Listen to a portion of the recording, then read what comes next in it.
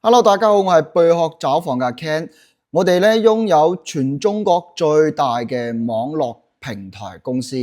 啊！我哋咁講第二，冇人咁講第一嘅。而且我手上咧有好多租盤二手可以俾到大家選擇。咁啊，依家個環境咧咁差，中意珠海嘅朋友咧而且對珠海又唔係好了解，咁一定建議各位租樓。睇住先，依家大陸買樓同香港買樓係唔一樣嘅我哋啲樓咧係相當之多非常之多嘅你有錢都未必買得晒，但係咧核心嘅地方咧就得嗰幾個㗎因為大陸買樓唔好似香港咁你只要平靚正就得啦，唔係，我哋大陸咧係追求咧係核心位置嘅，咁核心位置咧入邊有嗰啲配套醫療學校嘅，呢啲咧係最貼近生活嘅一種狀態啦，好似有啲 agent 啦推嗰啲山卡卡翻廣州大橋30公里40公里哪怕你真係有個乜嘢頭暈身㷫需要去到醫院嘅，你 call 個白車，你半個鐘嚟唔到，你人都瓜咗啦，係咪先？咁你喺珠海市區呢邊就唔同啦，你10分鐘講真都已經去到醫院噶啦，打埋嗰個110同埋配合交警一齊開路嘅話，送你去到醫院。呢個咧就係珠海市區一個好處嚟噶當然仲有好多嘅只不過咧同大家講下有得揀嘅，盡量咧係揀喺市中心呢邊如果你真係冇得揀嘅，咁你不如睇睇呢周邊嘅二手樓，性價比咧都係非常之高嘅，哪怕你重新裝修下，拆翻個牆，買翻啲家私，呢啲係使唔到幾錢噶。使唔到幾錢真係好大。大陸呢邊咧物價又低，生活質量又好，你話喺珠海翻去港珠澳大橋咧又近係咪？何樂而不為呢？講翻轉頭，正方荔灣首富咧呢個小區咧不可否認喺珠海市嚟講咧係做得非常之靚嘅整個小區咧一共有30棟樓嘅，有15棟咧係啲疊墅上下層，有15棟咧係高層嚟嘅家面積咧有76、85、99、123、141、107到185嘅面積段咧好多樣化，俾到大家去選擇嘅。咁一期咧係25年已經交咗樓噶啦，咁依家有啲個別嘅業主咧係拎出嚟賣嘅180萬，你冇聽咗，180萬，比依家嘅新樓仲要平。呢個新樓仲要平不過大家放心，同貝殼交易二手樓咧係非常之安全嘅，因為我喺3月初嘅時候咧係交易咗一個一次性嘅225萬一次性，除咗個訂金咧係俾咗業主呢邊其他啲咧全部放喺我哋個資金監管。呢套樓咧過到你個人嘅名下喺珠海不動產中心呢邊出咗個房產證啦，我哋咧就會將呢嚿錢解凍俾到業主嘅咁樣做嘅目的咧係保證客業雙方嘅資金安全打破傳統嘅唔一樣嘅做法，呢個咧就係我哋貝殼嘅優勢好多人都相信我哋貝殼咧，無非就係因為我哋嘅口碑可靠安全。而且咧，我哋交易不成咧，我仲退翻啲佣金俾你嘅呢個咧就係我哋嘅優勢。所以依家喺 YouTube 上邊咧，好多經紀一直喺度 sell 啲一手樓，因為佢哋冇呢個資源，冇諗到切身嘅企喺我哋客戶呢邊嘅需求比如話依家二期嗰邊啦，7棟依家確實個單價咧係好吸引人嘅，24000幾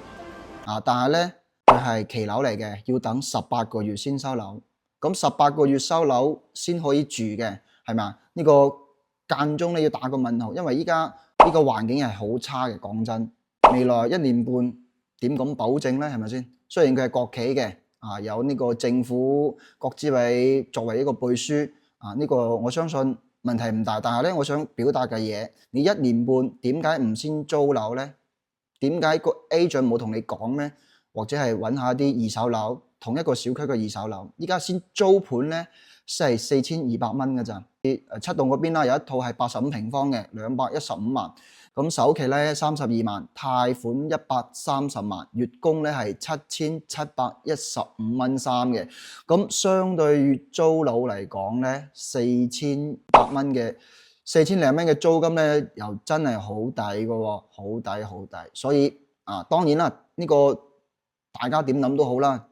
你要買我唔攔住你，但係咧你有個對比。呢個咧就係我想講呢條片嘅初衷。包括依家正方咧都推出嗰啲算埋送全屋嘅電冷氣啦，同埋嗰啲家電冰箱嘅，仲有啲 agent 咧就覺得話老粉絲推介新客戶過嚟嘅我送啲家私電器俾你，其實唔係嘅，呢啲係開發商送俾客戶嘅，只不過咧呢個 agent 冇講出嚟即係就令到你自己覺得呢個 agent OK 喎，又幫我劈價，又送埋家私電器俾我，幾開心係咪？咁你就大錯特錯噶啦！呢啲就係一個營銷吧，一個營銷，大陸呢邊嘅營銷。一期嗰邊咧嗰套係15棟嘅，佢咧依家放盤係180萬，咁首期咧僅需俾27萬，貸款153萬，月供咧係6450蚊半嘅。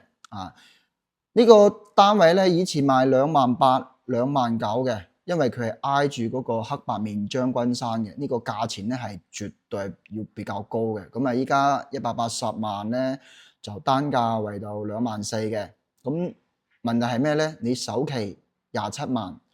月供先係6400，對比7棟嗰邊，我哋係一個現樓，價錢咧係少咗35萬嘅，整整35萬大佬，我先講出嚟。如果你買咗一期嗰邊咧，我幫你蝦到35萬，係嘛？蝦35萬，你買乜嘢都好啦，家私電器、全屋嘅豪華裝修都冇問題。呢個二手嘅信息，佢哋唔推咧，就因為佢哋冇呢個資源，都冇喺你哋嘅角度去幫你諗點樣買夠抵夠慳錢。同樣嘅小區，但係咧你使到更少嘅錢買到咁優質嘅產品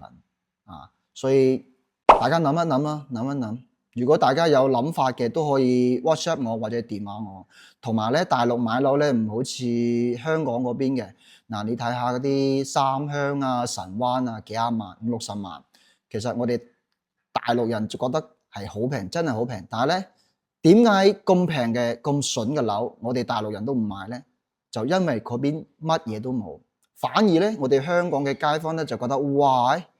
半個鐘40分鐘翻到港珠澳大橋，40-50萬真係抵買喎。你咁講咧又真係嘅。如果你齋養老唔考慮乜嘢嘅，就齋平嘅冇問題嘅，呢個絕對係冇問題嘅。但係咧，對於大陸嚟講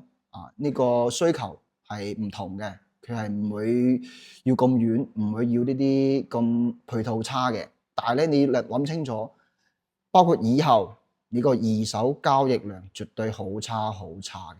你信我包括依家雖然未有乜嘢嘅，但係後期你想甩手嘅時候咧，你就頭痕噶啦。